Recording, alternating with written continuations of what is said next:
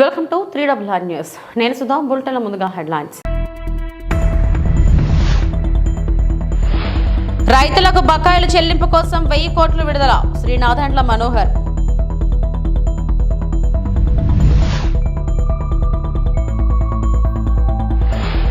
వైఎస్ఆర్ 75వ జయంతిని ఘనంగా నిర్వహించాలి. మాజీ మంత్రి పేర్ని నాని.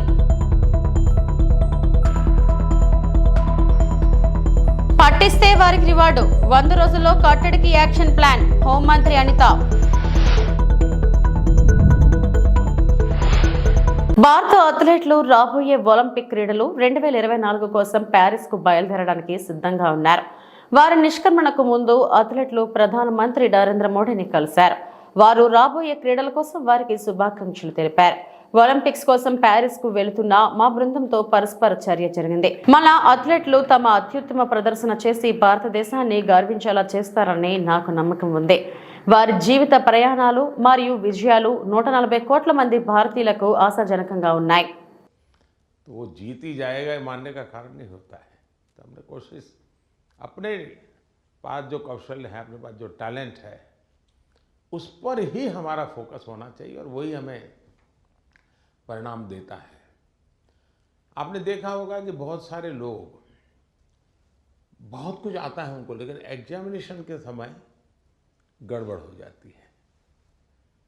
उनको लगता है यार याद नहीं आता है, फिर सोचता है कुछ कोरिलेट करता है, और उसका मूल कारण उसका एग्जाम पर ध्यान कम होता है. उसका मूल कारण होता है कि अगर मैं अच्छा नहीं करूंगा तो घर वाले क्या कहेंगे, अगर मैं मार्क्स कम लाए तो क्या, उसी प्रेशर में रहता है. आप चिंता छोड़ दीजिए दोस्तों, आप खेलिए अच्छा. बस अरे मेडल आते भी हैं, नहीं भी आते. దివంగత ముఖ్యమంత్రి డాక్టర్ వైఎస్ రాజశేఖర రెడ్డి 75వ జయంతిని ఈ నెల 8న ఘనంగా నిర్వహించాలని వైఎస్ఆర్ కాంగ్రెస్ పార్టీ అధ్యక్షులు వైఎస్ జగన్మోహన్ రెడ్డి పిలుపునిచ్చారు. ఆ రోజు రాష్ట్ర వ్యాప్తంగా పెద్ద ఎత్తున సేవా కార్యక్రమాలు చేపట్టాలని నిర్ణయం తీసుకున్నట్లు మాజీ మంత్రి పేర్ని నాని తెలిపారు. వైఎస్ఆర్ కాంగ్రెస్ పార్టీ కేంద్ర కార్యాలయంలో మాజీ మంత్రి పేర్ని నాని మీడియాతో మాట్లాడారు. కాంగ్రెస్ పార్టీ కుటుంబ సభ్యుడు కూడా రేపు అందరికీ కూడా వైఎస్ఆర్ కాంగ్రెస్ పార్టీ ప్రతి కుటుంబ సభ్యుడికి జూలై 8వ తారీఖు అనేది ప్రత్యేకమైన దినం. ఆ రోజు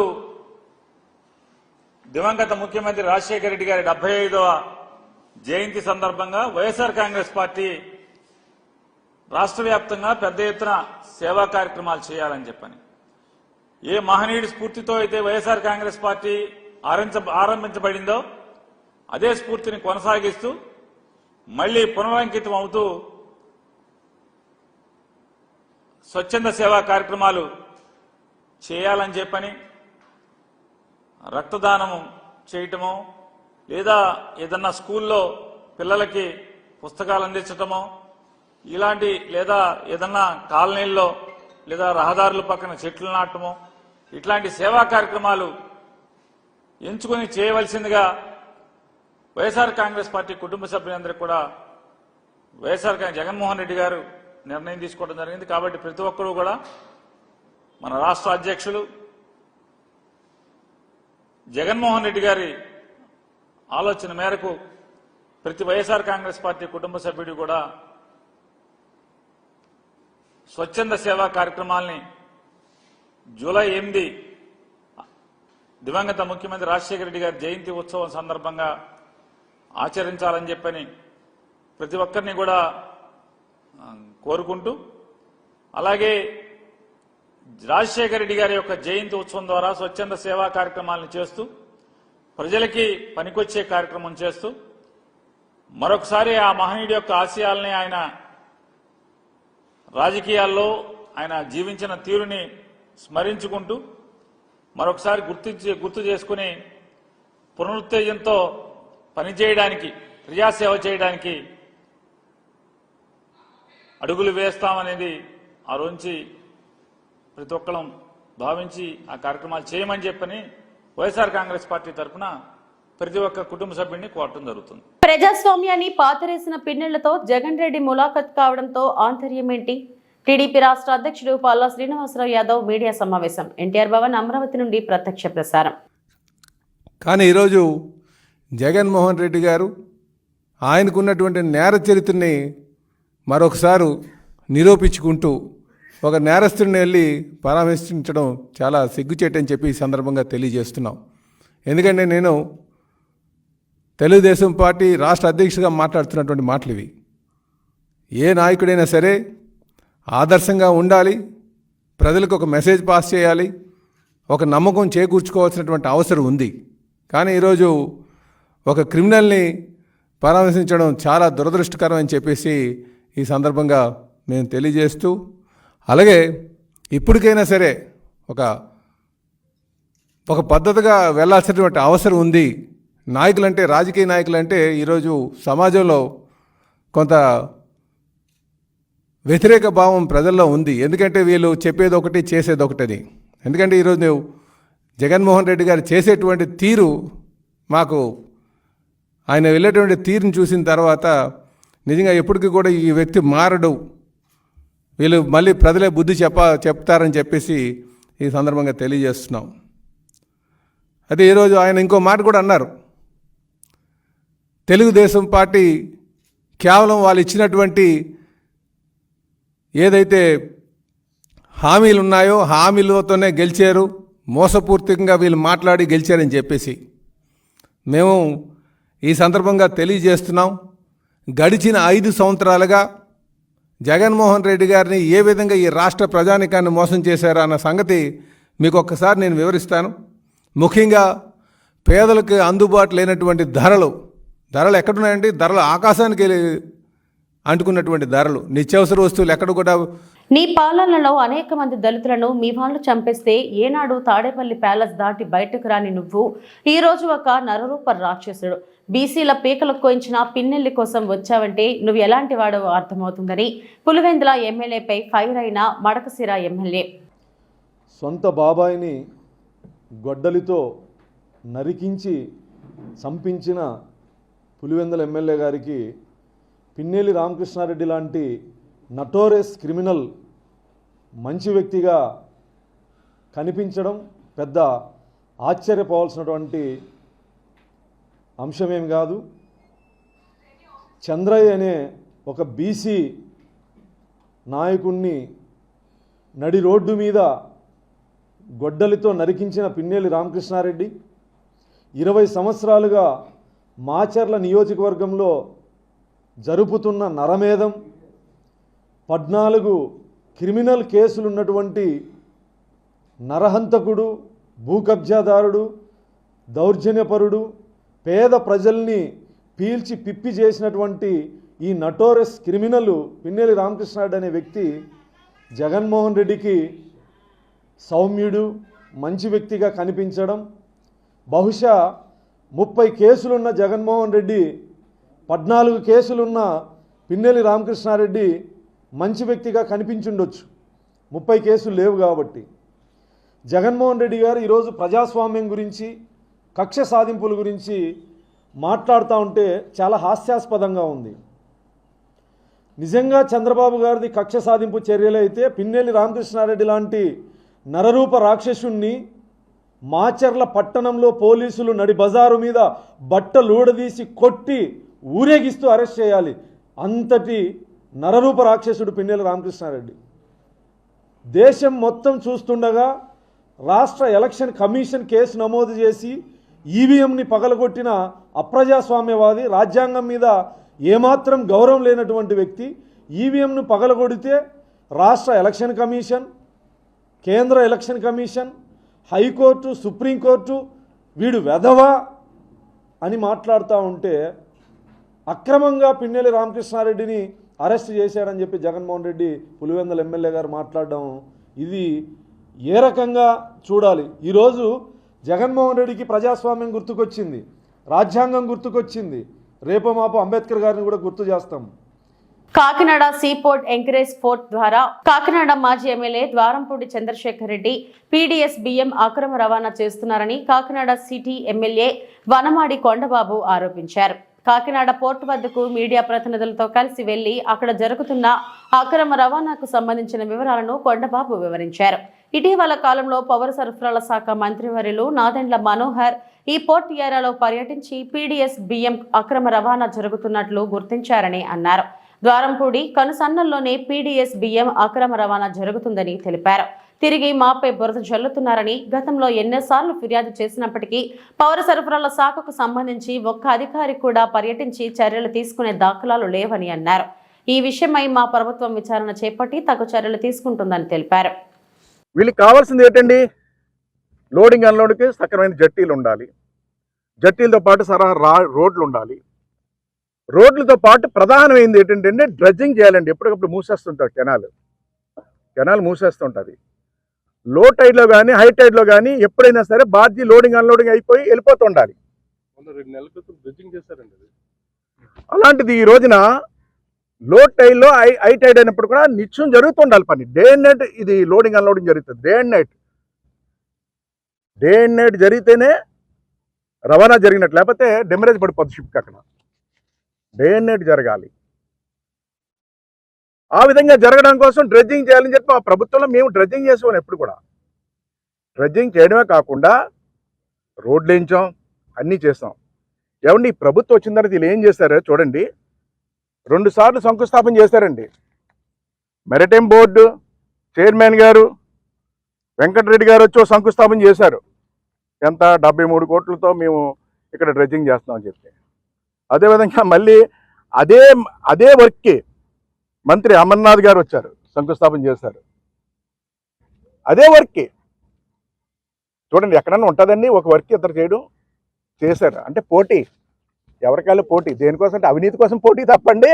ఆడు చేసింది మనం చేయడం ఏంటని అనుకోలేదండి.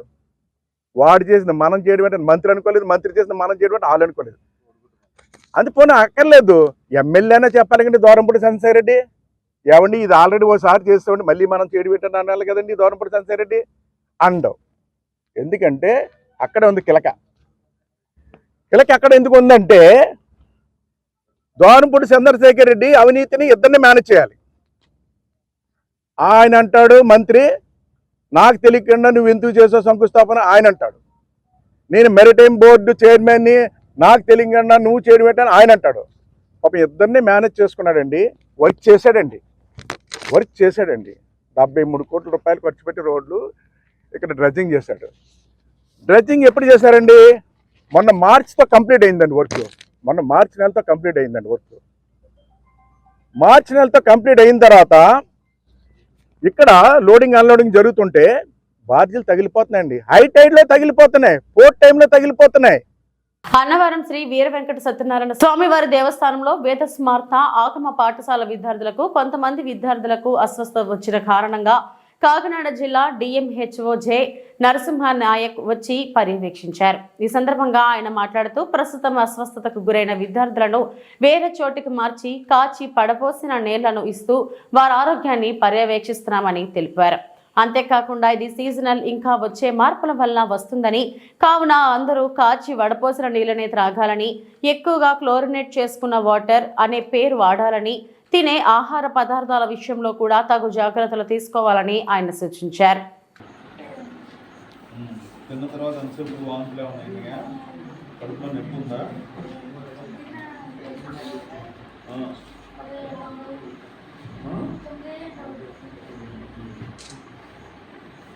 బాగానే ఉందా?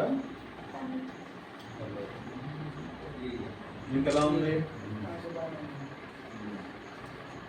ఎన్నైనా విరోచనాలు?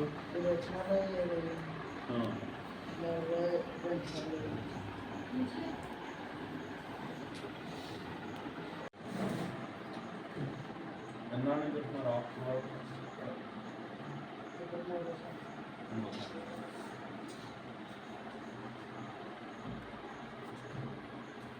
నేను కాదు కదా తగ్గిపోదు అన్నారు కూడా.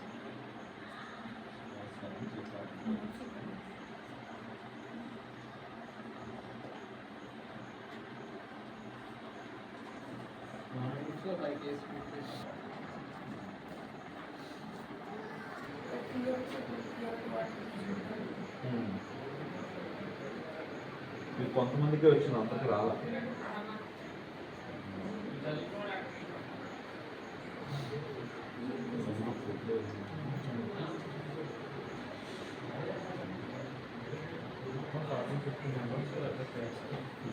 అందుకు 5 మెంబర్స్ మామూలుగానే ఇంజక్షన్స్ సబ్సిడీ అయిపోతుంది. ఒక 5 మెంబర్స్ ఫ్లూయిడ్స్ పెట్టాం, వాళ్ళు కూడా సబ్సిడీ ఇంకో 5 యాక్టివిటీస్ ఇక్కడ పక్కన కంటిన్యూస్ పర్సన్స్ మాట్లాడుతున్నాం. అందరికీ నమస్కారం అండి. నేను కాకినాడ డిఎంహెచ్ఓ మాట్లాడుతూ ఉన్నాను. ఈ అన్నవరము వేద పాఠశాలలో కొంతమంది పిల్లలకి ఈ ఫుడ్ పాయిజనింగ్ సిమ్టమ్స్ వచ్చి కొద్ది వాంతులు అవి అయినవి. ఆ పిల్లల్ని ఇప్పుడు ఇక్కడ ఆల్రెడీ ఇక్కడ ఒక హాస్పిటల్ ఉంది మనకి. ఈ హాస్పిటల్లో ఉన్న డాక్టర్స్ వైద్యం చేస్తూ ఉన్నారు. ఒక 5 పిల్లలకు మాత్రం సెలైన్స్ అవి పెట్టడము, సెలైన్స్ పెట్టాల్సి వచ్చింది. ఇప్పుడైతే పిల్లలు అందరూ క్షేమంగానే ఉన్నారు. వాళ్ళందరినీ కూడా వేరే చోటకి షిఫ్ట్ చేసి వాళ్ళకి కాచి వడబోసిన నీళ్ళు ఇవ్వటము, అలాగే మంచి ఆహారం కూడా చెప్పాము. జాగ్రత్తలు, మంచి ఆహారం తీసుకోమని చెప్పాము. అందరూ ప్రజెంట్ పిల్లలందరూ క్షేమంగానే ఉన్నారు. ఎవరు ఇబ్బంది పడాల్సిన అవసరం లేదు. ఇప్పుడు శాంపిల్స్ ఏమైనా తీశారు సార్? వాటర్ శాంపిల్స్ కలెక్ట్ చేసామండి. అలానే ఫుడ్ శాంపిల్స్ కూడా మనకి కలెక్ట్ చేసాము. రేపు మనకి ఒక టీం కూడా వేసాము. ఆ టీం కూడా వచ్చి మనకి కాజ్ అనాలిసిస్ అది చేస్తారు. RRT team, rapid response team. Sir జిల్లాలో ఎంతమంది ఉన్నారు సార్ డయేరియా కేసులు? అంటే మనకి ఈ వాతావరణ మార్పుల వల్ల మనకి వర్షాలు ఎక్కువ పడి ఈ సీజన్ చేంజ్ వల్ల మనకి డయేరియా కేసెస్ అనేది అక్కడక్కడ రిపోర్ట్ అవుతూ ఉన్నాయి. మనకేంటంటే 5% ఆఫ్ కేసెస్ మనకి జనరల్ పాపులేషన్లో డయేరియా కేసెస్ ఉంటాయి అన్నమాట. ఏదో ఒక రీజన్, అది ఫుడ్ వల్ల అవ్వచ్చు, లేకపోతే వాటర్ వల్ల అవ్వచ్చు, లేకపోతే వేరే రీజన్స్ ఏదన్నా వాళ్ళ ఇల్లు హెల్త్ వల్ల అయి ఉండొచ్చు. సో అలాగా మనకి ఈ సీజన్లో కొద్దిగా మనకి అక్కడక్కడ కేసెస్ ఎక్కువ కనబడుతూ ఉన్నాయి. వాటిని ఎప్పటికప్పుడు మనము అలర్ట్ చేసి అందరూ కూడా జాగ్రత్తగా ఉండాలి. కాచి వడబోసిన నీళ్లు తాగాలి. వేడివేడి ఆహారం అప్పుడు వండింది తీసుకోవాలి. స్టోర్డ్ ఫుడ్ అనేది ఎవరు తీసుకోవద్దు. అలానే ఎన్వి కూడా అవాయిడ్ చేయండి ఈ కాలంలో కొద్ది రోజుల పాటు అని పబ్లిక్ అందరికీ తెలియపరుస్తాము. అలానే వాటర్ జాగ్రత్తగా కాచి వడబోసిన నీళ్లు తాగడం. Chlorinated water is well always మనకి. అది కూడా మనకి ఆర్డబ్ల్యూఎస్ తోటి, పంచాయతీ డిపార్ట్మెంట్ తోటి కోఆర్డినేట్ చేసుకొని మనకి ఎక్కడైతే వాటర్ సప్లై ఉంటుందో, మాస్ వాటర్ సప్లై, ఇవన్నీ కూడా ఖచ్చితంగా క్లోరినేట్ అయ్యేటట్టు కలెక్టర్ గారి ఇన్స్ట్రక్షన్స్ ప్రకారం చేస్తూ ఉన్నాము. కోఆర్డినేట్ చేసుకొని ఈ జాగ్రత్తలు అనేది తీసుకోవడం జరుగుతాం. అవగాహన కార్యక్రమం పెడుతున్నా సార్ ప్రతి గ్రామంలో మనకి ఇంటింటికి తిరిగి మన హెల్త్ స్టాఫ్ అందరూ కూడా అవగాహన కార్యక్రమాలు చేస్తూ ఉన్నాము. స్టాప్ డయేరియా కార్యక్రమం, ఎవరికి డయేరియా రాకూడదు, ఏ పిల్లలు డయేరియాతో చచ్చిపోకూడదు అని చెప్పేసి మనము చాలా పెద్ద ఎత్తున క్యాంపెయిన్ చేస్తూ ఉన్నాము. ఈ వ్యాధి సోకిపోయి ఎంతమంది చనిపోయారు సార్ ఈ జిల్లాలో ప్రజెంట్?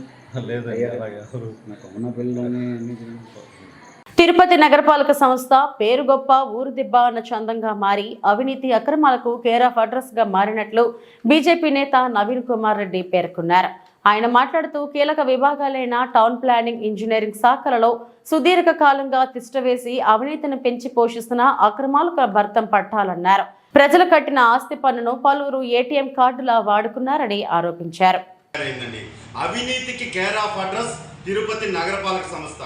గత 5 సంవత్సరాలుగా ఎవరైతే కీలకమైనటువంటి శాఖలు టౌన్ ప్లానింగ్, ఇంజనీరింగ్ విభాగాలలో సుదీర్ఘ కాలంగా తిష్ట వేసుకొని ఆడ కూర్చొని అవినీతిని పెంచి పోషిస్తున్నారండి. నేను ఒకటే అడుగుతున్నా, కనీసం ఆ శాఖలలో పనిచేస్తున్నటువంటి అధికారులందరినీ కూడా బదిలీలు చేయండి. అవినీతి ప్రక్షాళన జరగాలంటే బదిలీలు జరగాలి నగరపాలక సంస్థలో. ఈరోజు ఇంజనీరింగ్ విభాగం ఉంది. గత 5 సంవత్సరాలుగా ఇష్టానుసారంగా ఎంబుక్కులు రికార్డ్ చేసేశారు. ఈరోజు వినాయక సాగర్ ఎన్ని కోట్ల రూపాయలు ఖర్చు పెట్టారు. దాని మీద ఈరోజు సమాచార హక్కు చట్టం కింద తీసుకుంటాను. ఖచ్చితంగా ఈరోజు ప్రజలు ఎవరైతే ఆస్తి పన్నుల రూపంలో నగరపాలక సంస్థ కడుతున్నారో, అదేవిధంగా కేంద్ర ప్రభుత్వం స్మార్ట్ సిటీ నిధులు ఇచ్చిందో దానిని ఏటీఎం కార్డులాగా ఇష్టానుసారంగా వాడేశారండి. ఒక పక్క ఆఫ్కాన్ సంస్థ ద్వారా అనేక లింక్ రోడ్లు ఏదైతే ఫ్రీ లెఫ్ట్లు ఉన్నాయో వాళ్ళ దగ్గర పనులు చేయించుకొని ఎంబుక్కులన్నీ కూడా మున్సిపాలిటీలో రికార్డ్ చేసుకొని దొంగ బిల్లులు డ్రా చేసేశారు. అవన్నీ కూడా ఉన్నాయి సమాచారాలు. ప్రతిదీ కూడా పేపర్ మీద తీసుకుంటున్నాము. నేను ఒకటే చెప్తున్నా, దయచేసి ఇంజనీరింగ్ విభాగంలో అవినీతి తిమింగలాలు ఉన్నాయి. వాళ్ళ గతంలో ఎక్కడెక్కడ పనిచేశారో వాళ్ళ ట్రాక్ రికార్డ్ చూడండి. జీతాలు కూడా తీసుకున్న సందర్భాలు లేవు కొంతమంది. అదే పనిగా ఏ పార్టీ అధికారంలో ఉంటే ఆ పార్టీ నాయకుల కొమ్ము కాస్తూ అత్త సొత్తు అల్లుడు దానం చేసినట్టు ప్రజలు కట్టే ఆస్తి పన్నులను మంచి నీళ్ళలాగా ఖర్చు పెట్టేస్తారా? ఈరోజు రోడ్లు చూస్తుంటే ప్రజలు నవ్వుకుంటా ఉన్నారు. ఈరోజు పరిపాలన పూర్తిగా గత 5 సంవత్సరాలుగా గాడి తప్పిపోయింది. దానికి ప్రధాన కారణం సుదీర్ఘకాలంగా అధికార బలంతో పలుకుబడితో ఒకే చోట తిష్ట వేసినటువంటి నగరపాలక సంస్థల్లోని ఆ శాఖలని ప్రక్షాళన చేయండి. టౌన్ ప్లానింగ్ అధికారులు, అయ్యా మీరు పోయి ఫుట్పాత్ల మీద ఆక్రమణలు తొలగిస్తున్నారు. మీరు తొలగించాల్సింది కమిషనర్ గారికి నేను చెప్తున్నా. మీరు వస్తారంటే నేను చూపిస్తా. తిరుపతిలో అక్రమంగా కట్టినటువంటి గత వైసీపీ ప్రభుత్వం రైతుల నుంచి ధాన్యం కొనుగోలు చేసి వారికి డబ్బులు చెల్లించకుండా వదిలేసిన పాత బకాయిలను కొత్తగా అధికారంలోకి వచ్చిన కూటమి ప్రభుత్వం చెల్లిస్తుంది. గత వ్యవసాయ సీజన్లో సేకరించిన ధాన్యానికి 1659 కోట్లకు పైగా బకాయిలు చెల్లించాల్సి ఉండగా అందులో తొలి విడతగా 1000 కోట్లను కొత్త ప్రభుత్వం విడుదల చేసింది. ముందుగా ఏ రైతుల నుంచి ధాన్యం సేకరించారో ఆ క్రమంలోనే బకాయిలు చెల్లిస్తామని రాష్ట్ర పౌర సరఫరాల శాఖ మంత్రి నాదెండ్ల మనోహర్ తెలిపారు.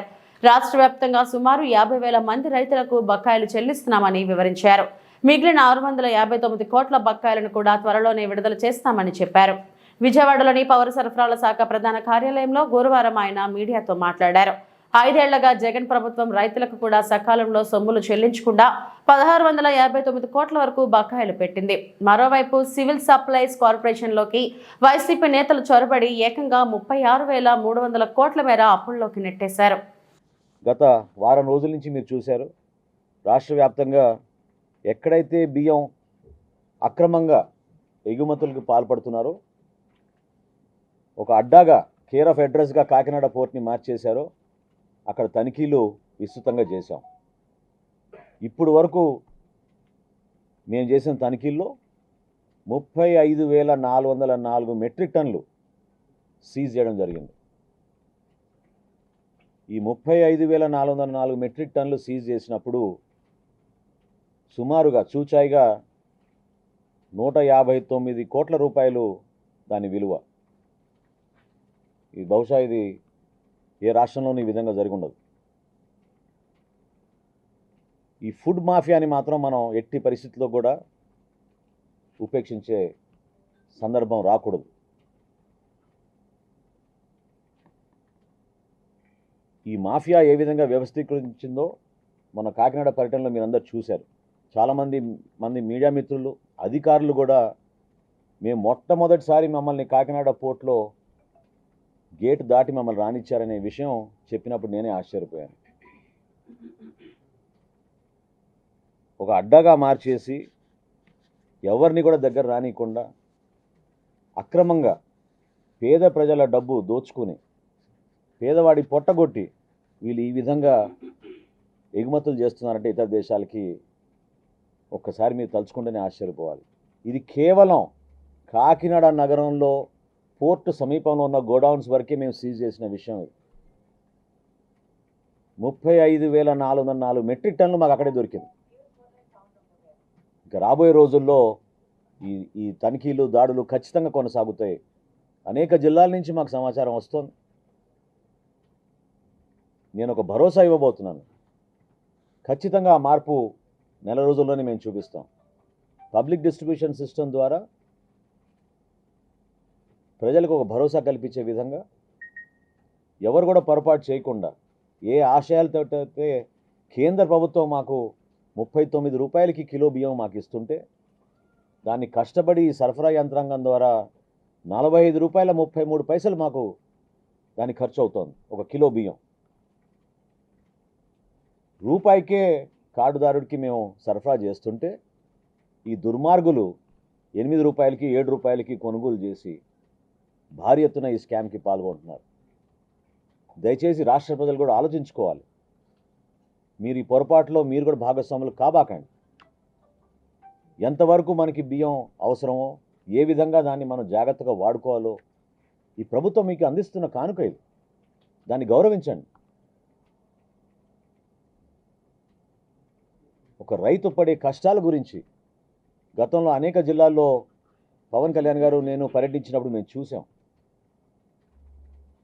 పంట పండించిన తర్వాత 3-4 రోజులు లారీ కింద పండుకొని మిల్లర్ల దగ్గర పోయి బతిమలాడుకోవాల్సిన పరిస్థితి తీసుకొచ్చారు ఈ గత ప్రభుత్వం. ఆ పరిస్థితి మారుతుంది. నేను మాటిస్తున్నా మీకు, రాబోయే సీజన్లో ఏ మిల్లర్ కూడా తప్పు చేయకుండా, రైతుకి ఎక్కడ ఇబ్బంది కలగకుండా, ధాన్యం కొనుగోలు విషయంలో, ఈ ప్రొక్యూర్మెంట్ విషయంలో చాలా పారదర్శకంగా కొత్త టెక్నాలజీ వాడి ప్రతి ఒక్కరికి మేలు చేసే విధంగా మా పౌర సరఫరాల శాఖ నిలబడుతుందని ఈ సందర్భంగా తెలుపుతూ, ఈ 1000 కోట్ల రూపాయలు పశ్చిమ గోదావరి జిల్లా కలెక్టర్ నాగరాణి నర్సాపురం పట్టణంలో కోతకి గురైన గోదావరి ఏటుగట్టు మండలంలోని international lace trade centre PM Lanka గ్రామంలోని డిజిటల్ శిక్షణ కేంద్రాన్ని ఆకస్మికంగా తనిఖీ చేశారు. ముందుగా గోదావరి ఏటుగట్టును పరిశీలించి పనులపై ఆరా తీశారు. వరద వస్తే గట్టు ఎక్కడ కోతకు గురి కాకుండా ముందస్తుగా పటిష్ట పనులు చేపట్టాలని ఆదేశించారు. లేస్ ట్రేడింగ్ సెంటర్లో మీడియాతో మాట్లాడుతూ లేస్ ఉత్పత్తులకు పూర్వ వైభవం తీసుకువచ్చేందుకు అన్ని చర్యలు తీసుకుంటామని, త్వరలో ప్రభుత్వానికి ఒక నివేదిక అందిస్తానని కలెక్టర్ చెప్పారు.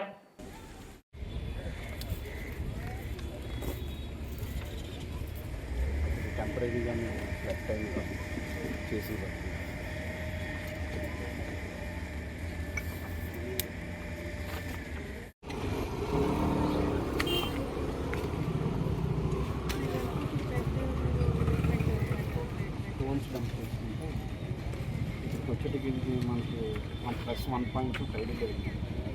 అందుకని +1 దగ్గర ఈ ప్లాట్ఫామ్ నుంచి ఇలాగ స్లో పోతుంది.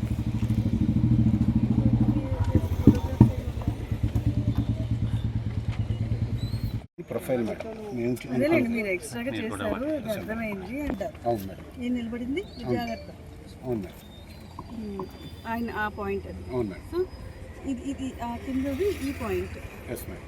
సో దిస్ ఈజ్ ఆ చివరిది మనకు కనబడేది వాటర్ లెవెల్ కాదు ఇది. Yes madam. ఇక్కడ స్లోప్ స్టార్ట్ అయింది. Yes madam.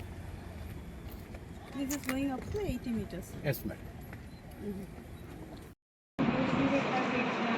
ఎగ్జాటిక్ గా చేయించామండి.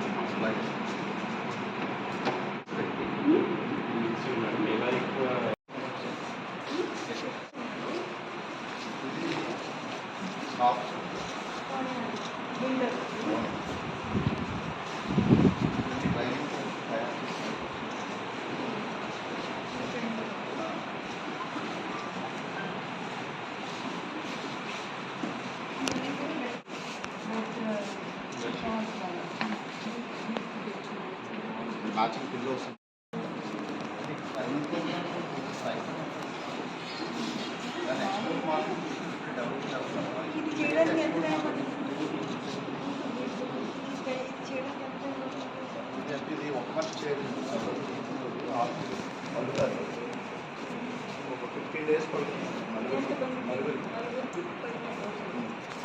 Double bed sheet, bed cover. 60 days.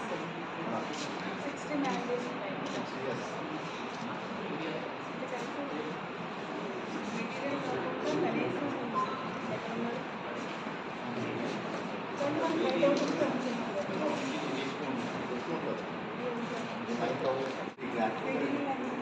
Cost of piece rate is found out. చెప్పండి నాకు అడుగుతాను వాళ్ళకి ఇందులో మెటీరియల్ కాస్ట్ ఎంత ఉంటుంది? ఆ మెటీరియల్ కాస్ట్ 2 kilos ఉంటుంది 800.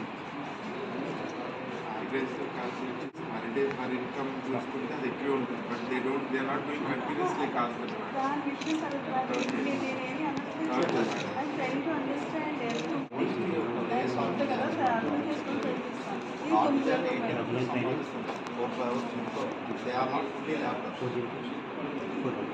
చెప్పండి మీ జస్టిఫికేషన్స్ చెప్పండి. 9,000 దీంట్లో మెటీరియల్ కాస్ట్ 800. అంటే ఇది ప్లస్ పిల్లో కోర్సా ఓన్లీ ఇదేనా? పిల్లో 2 kilos ఇస్తాం మ్యాచింగ్.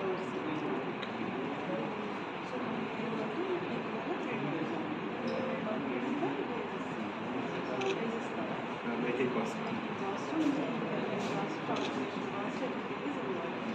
సో వాళ్ళకి పర్ డే 80 rupees ఇస్తాను.